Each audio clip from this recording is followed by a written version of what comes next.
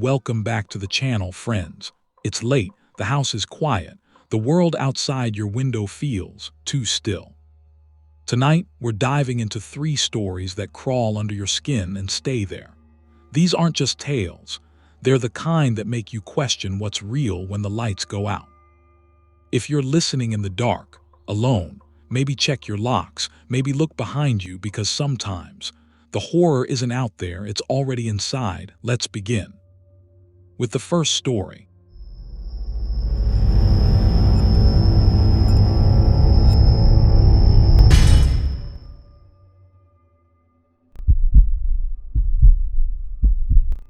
The Frozen Passenger. I've always loved the rhythm of the rails, that hypnotic click-clack of a train slicing through the Canadian wilderness. Miles from anything paved or civilized, I booked a cabin on the Canadian, Toronto to Vancouver, just to escape the noise of my life. But now, the silence on this train, it's screaming. We're somewhere past Winnipeg, or at least I think we are. The clocks in the cars don't agree anymore. At first it was just quiet, too quiet. I'd wander the stainless steel corridors, nod to a porter here, catch a glimpse of someone vanishing into the dome car there. But yesterday, things turned strange.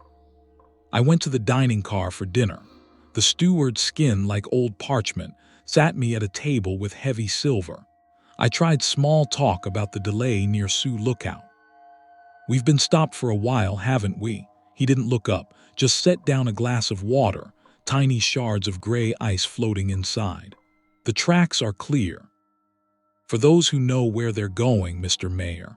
His whisper sounded like dry leaves scraping pavement. I never told him my name. A chill hit me hard. I headed to the communal shower in car 112. Needed steam to clear my head.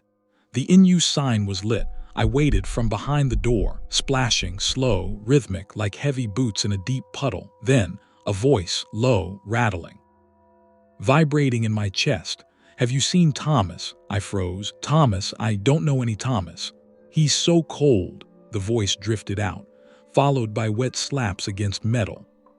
"He's been out in the bush so long. He just wants to come inside. He's right behind you." "Isn't he?" I spun around, empty hallway, flickering lights, turned back, the sign was green. I pushed the door open. The room was bone dry, but the mirror was thick with frost, scratched into the ice. C.T.M. My heart thudded, dull, distant. I retreated to my roomette. Locked the heavy sliding door, sat on the berth, staring out the window. That's when I saw him. The train cut through a narrow rock passage, granite walls inches from the glass.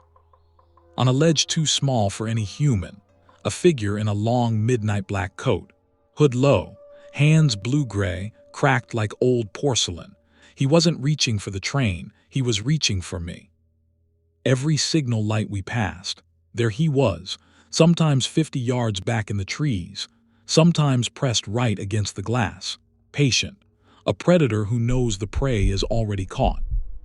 My fingers numb, I grabbed my travel pouch, pulled out the yellow Via Rail sleeve, stared at the ticket. Passenger name, Mayer/Carter Thomas. Departure date, February 6, 1998. Status, unredeemed. The date. My hands, pale, nails dark purple, not the hands of a man in his 30s. It hit me, the legend whispered in the dining car. Carter wandered off during a 98 breakdown, thought someone called from the woods, found weeks later, frozen upright in a snowbank.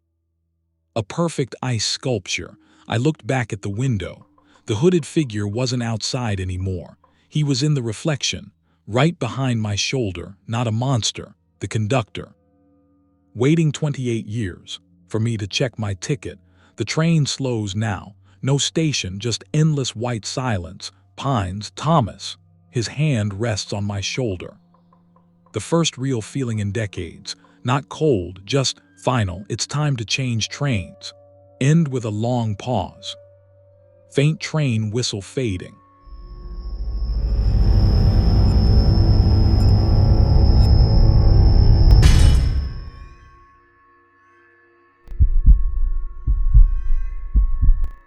There's a woman hiding somewhere inside my house.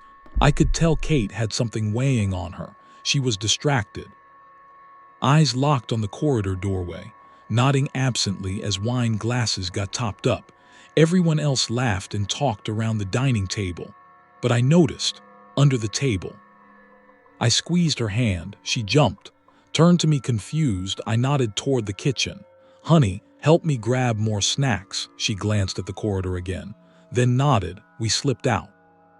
Frankie kept going with his fake Asia travel story, unbothered. Door closed. I put a hand on her shoulder. "You okay?" She frowned. "I know Frankie's a bit of an ass, but better than your sister's last few." "Nothing," no smile. "Kate, what's wrong?" My voice hardened. "Nothing." She shook her head, poured snacks. "It's just," laughter exploded from the dining room, my sister Jen's weird childhood snort. "Just what?" "The friend who came with Linda and Ray." "Yeah, the quiet one." "Mary, right?" She shrugged. "What about her?" "Where is she?" I stared. "At the table." "No, she isn't." I almost laughed, pulled out wine. "Come on." "I'm serious, Pete." "She went to the bathroom when we sat down. Hasn't come back." "Over 2 hours ago." I peeked out, 8 friends laughing. 10 empty plates, no Mary. Kate had checked upstairs twice. "Bathroom used since." Coat still hanging. I went up alone. Left the warm chatter behind. Felt on edge. 3 doors, bathroom, master bedroom, study. "How do you vanish in here?" "Bathroom empty."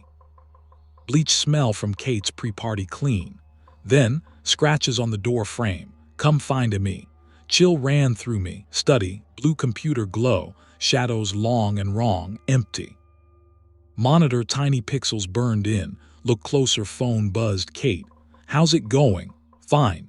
"Have you found me yet?" I thought typo, texted back. Door clicked shut behind me, handle turned. Opened it, empty hall. Master bedroom, messy bed. Chaos contained. Something moved under the bed, fabric slither. Gone, dropped down, nothing. Banged knee, closet ajar. Sleeve pinched like a tongue. Pulled open, nothing. Then, knocking, bottles fell. Bed now, swollen knot under duvet, rasping breath. Dark hair spilling like ink. "Mary," limbs shifted. I yanked sheets. Mary lay there, giggling like a child, staring at ceiling, strange smile. "What the fuck are you doing? Get out," she giggled. Eyes slid to me, rose swiftly.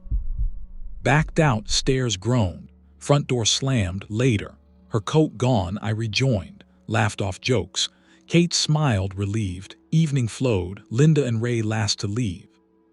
"Don't bring any next time," I joked. Ray froze, stared, bemused, ducked into car in rain. That look chilled me.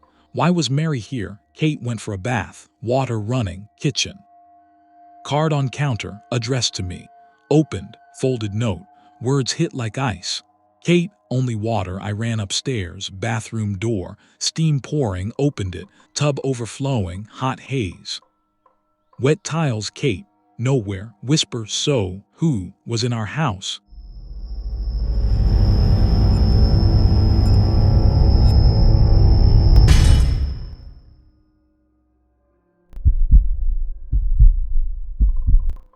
I found a zipper on the back of my father's head. You know that smell? Grandparents' houses. Mothballs. Old age, it gets stronger when they're sick. My father, Jander, smelled like that for 5 years, post-stroke. He became furniture, expensive furniture needing baths, pureed food, diapers. Meds, routine of boredom and fluids. Sad end, I cared for him. Good son, until Tuesday, cutting his hair, sparse white tufts, sun-spotted scalp in shower chair, head slumped, wet wheeze. Buzz cut up nape, machine jammed, grinding, stopped, no blood, no cut, a bump, wiped hair, base of skull, hidden in flabby fold, a line vertical, 4 inches, serrated, not scar.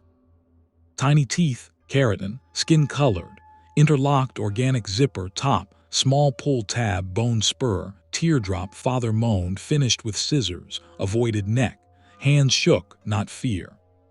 Curiosity, disgust, put him to bed. Humidifier on, went to my room, no sleep. Image pulsed. What if I pull it? 3 a.m. House silent, barefoot down hall, floor creaked. His room.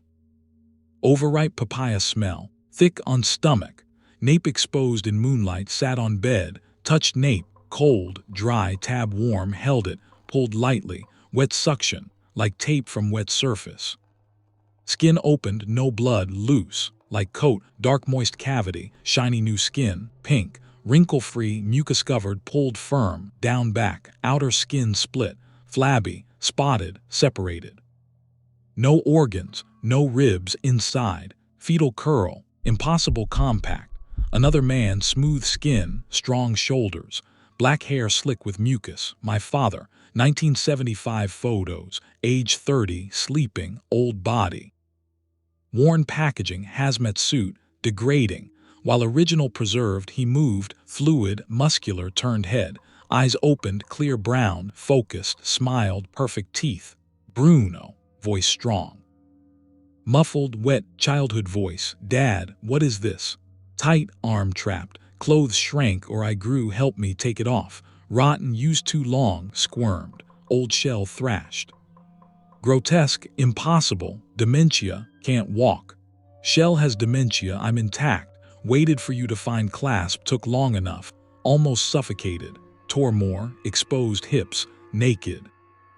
Gel covered, pull legs, hold ankles, I'll push. Obeyed, father's voice unbreakable. 1, 2, 3, pulled, wet suction, he slid out, snake shedding, wet sock. Old shell collapsed, pile of withered skin, hollow face, rubber mask, mouth open, oh, he stood, stretched, joints cracked, tall, imposing, glistened. Circulation, oxygen. Wonderful, looked at pile with disdain. Throw it away, bury, burn, neighbors won't understand, they think death ends, poor things. Admired mirror, 30 years, carrying dead weight. Pretending forgetfulness, waiting wrapper mature, I huddled. What are we not human? We are human, original, others, cheap copies, disposable, we eternal, change clothes. Don't steal skins, touch face, shock. I know my father told me late, worst way, coffin wake, stole body home. Analyzed my skin, tired lately, back pain, skin too tight, yes. Months pressure, itch, claustrophobia in body, smiled, reached neck, parted hair, here, pull tab forming, caressed bump. 40, 50 years, your skin worn, senile, pathetic. But inside, young, strong, waiting. Get black trash bag, clean before sun, starving, real steak, own teeth, I obeyed. Felt neck bump, pain, relief, hands old, dry, okay. Just suit, another body inside. Waiting, picked old skin. Light, rubber dust, folded carefully, respect. Good suit, lasted long. Dad, what if forget, don't unzip. Buried closed, face darkened.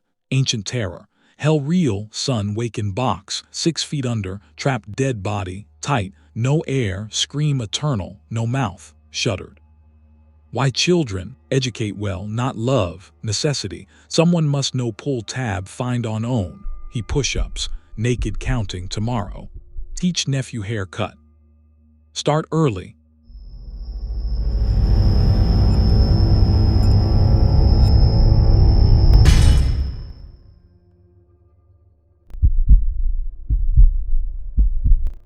That's all for tonight, but remember, some stories don't end when the video does. They linger in the quiet moments. When you're alone, if something felt off tonight, maybe it's closer than you think. Sleep tight if you can, like, subscribe, turn on notifications, so you never miss when the darkness calls again. Until next time, stay safe out there, or don't. These are optimized for ~8-12 min each narration. Add creepy BGM, sound effects, train clacks, rain, zipper pull, giggles, and dim visuals for USA viewers. Works great for bedtime horror or road trip listens. Let me know if you want tweaks.